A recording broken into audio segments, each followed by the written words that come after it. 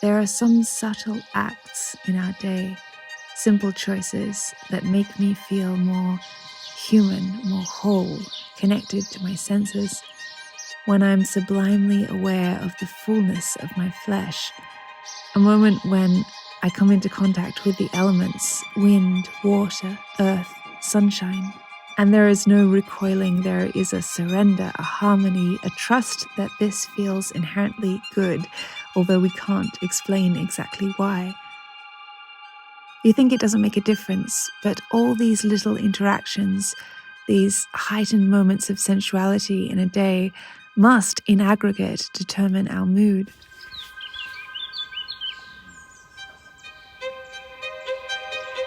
My sister and I were speaking this week about birdsong. We were quite fascinated by it. When she was staying with us, she kept her windows slightly ajar at night so that she would wake to the sound of birds singing. She said it changed her whole disposition in the morning. Why is it so calming to listen to birdsong? I thought probably on some deeper level, birds signal to us that all is well. I remember when they spoke about a tsunami coming and people reported that the birds all knew in advance. I remember when we were sailing, when we were living on board a boat, you could look to the birds and know what type of weather was coming. Then my sister found something which substantiated what we were suspecting, which is that birds will only chirp when no predators are around, so birds chirping sends the signal of safety to our nervous system. Shannon sent me a research study confirming that in fact people hearing birdsong had less depression, anxiety, paranoia, and the positive effects could be found even hours later.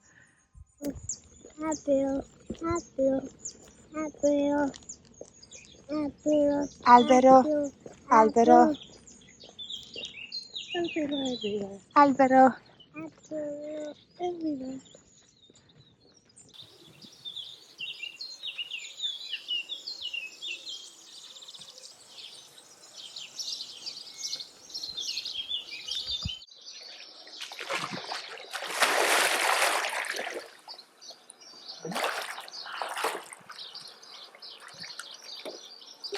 Then there's my favorite element, water.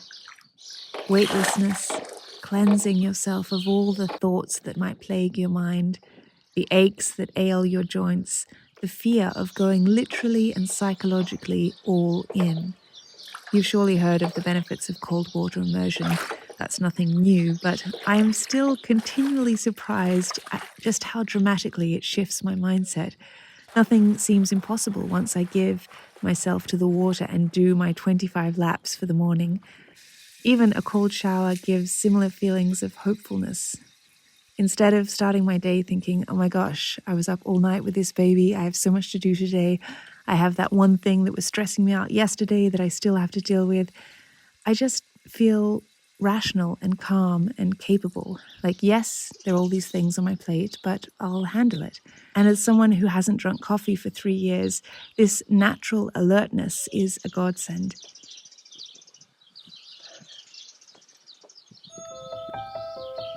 Light. This is another topic my sister and I always chat about. Both of us have lived alone for many different chapters of our lives and also in foreign countries. And sometimes we've made good money and other times we've been on a very tight budget. But both of us always prioritize light when searching for a rental apartment. Some people prioritize being close to work or supermarkets or stores. Others want to spend most of the money on travel or holidays.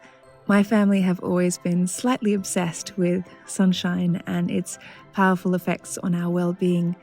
You'd think it's obvious, but then my sister and I were reminiscing about how we would have conversations with boyfriends when choosing an apartment together, and they would never understand the light issue. But then once living in a place with natural sunshine streaming in, they would say, I can't believe how much better I feel. Our kitchen here at the house in Tuscany is quite dark, and sometimes when I come downstairs with Gianfranco, who is crying and wanting his breakfast immediately, I think, can I be bothered setting up outside? Does it really matter? Or should we just get breakfast done as fuel and get on with the day? But I often make the effort and set up outside, and I see it even calms Gianfranco. He always says, when we step out into the light. And we listen to the different birds together while we're eating, and he tries to imitate them. We say buongiorno to all the different flowers around us. And though it requires a little more time, I always end the breakfast feeling like I'm on holiday. And then there is Earth. Actually, when I was struggling with Gianfranco, who had colic for like a year or something, and constipation and all these different things, many of you sent me articles and documentaries on the benefits of grounding or earthing, which involves walking barefoot to connect with the Earth's electrical energy, and how they have found incredible effects on people's health and mood.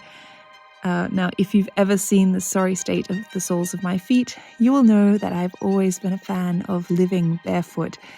Even putting aside the science, just on a personal level, I've always loved the sensuality of feeling grass slightly damp from morning dew between my toes, the warmth of the earth that is growing the food we eat.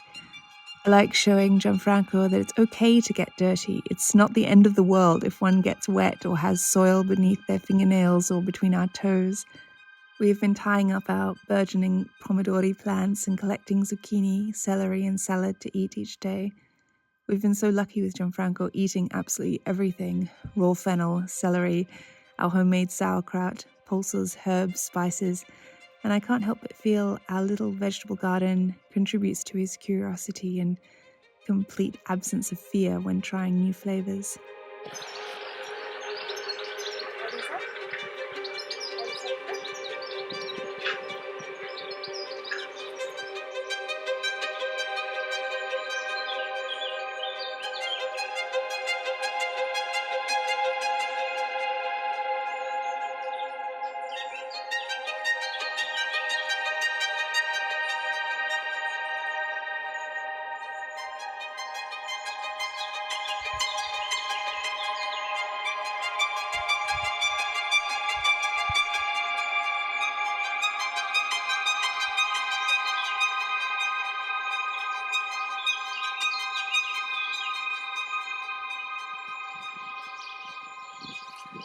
Yeah? Is there one in there? You see una zucchina? There one zucchina? Oh, it's a baby one. It's a baby zucchina.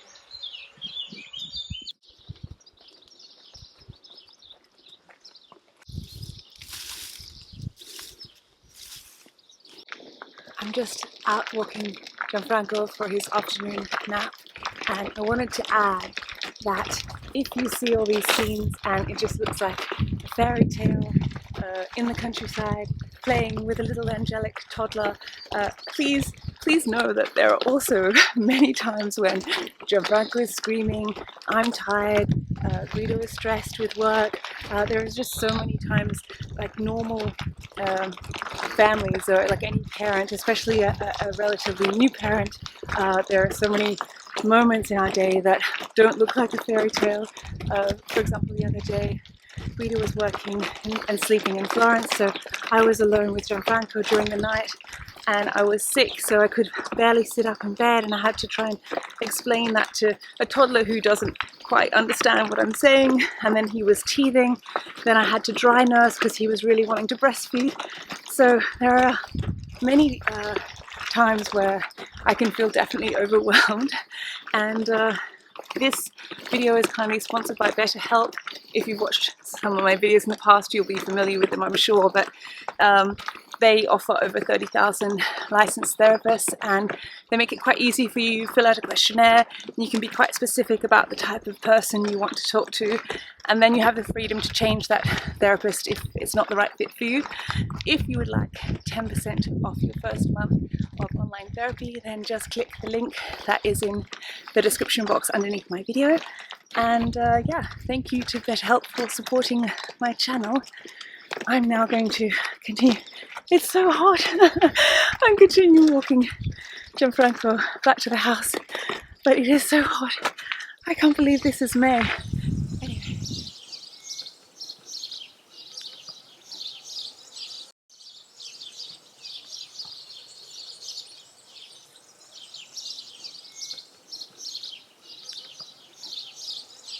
When one feels debilitated by world events or some toxic aspect of social media or the office or relationships, I always find making something the old fashioned way with your hands is what brings me back to center and makes me feel calm and joyful again. Kneading dough and making pastry or bread or pasta from scratch, gardening, building something with wood, or in this case, I decided to make a kite for Gianfranco. We have bamboo growing wild on the property. We've been using it to build structures for the tomato plants. And with just bamboo, string, some paper, and shreds of fabric, we have ourselves a kite not dissimilar, I imagine, to something a family may have made 100 years ago. I suppose once we put the paper on and then fold it in, I guess that secures it so it doesn't pop out.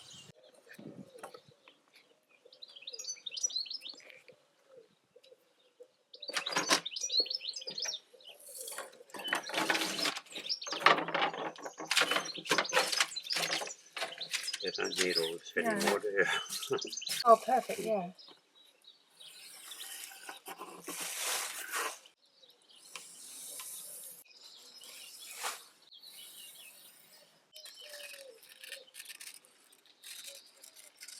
Need some glue.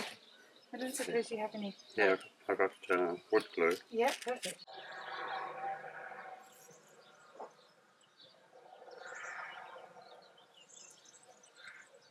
And maybe just a bit here, Debbie.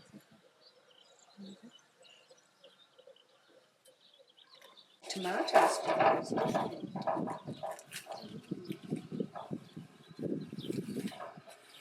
One, but just one looks. What do you mean another one? Yeah. Mama, grazie. Mama one.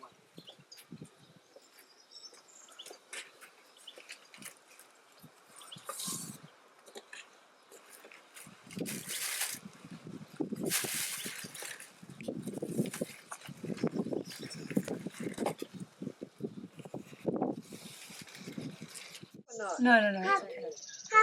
It's okay. Help, please. Beautiful.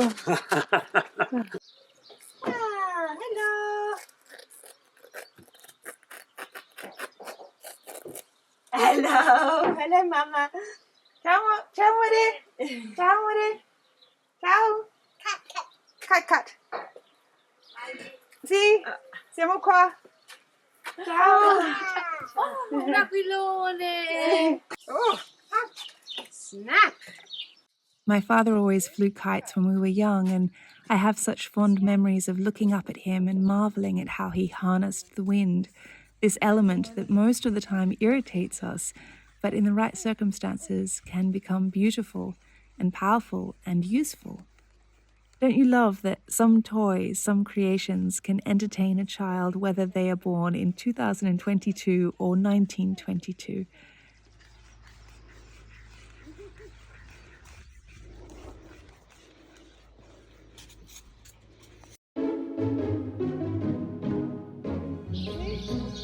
No, it's backwards.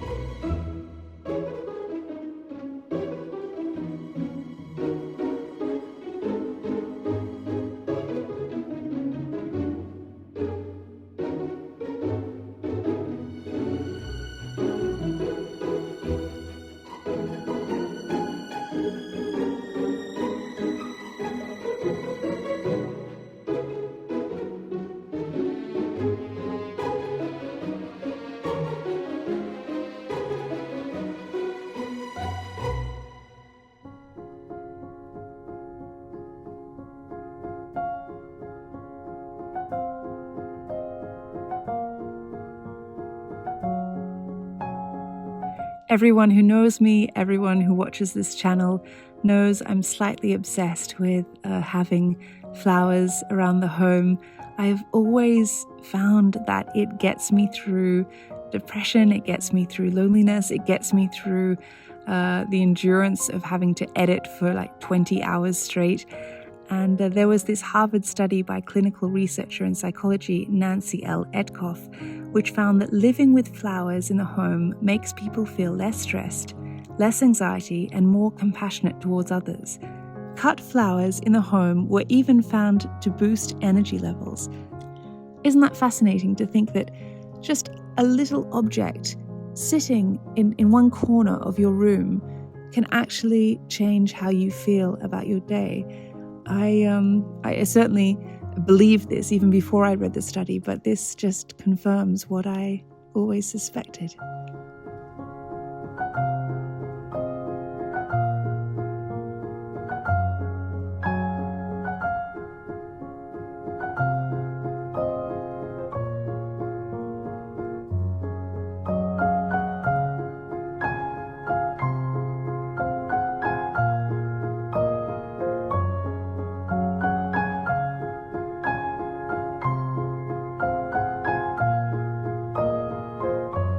Thank you to my sister Shannon, who came up with the whole concept for this video.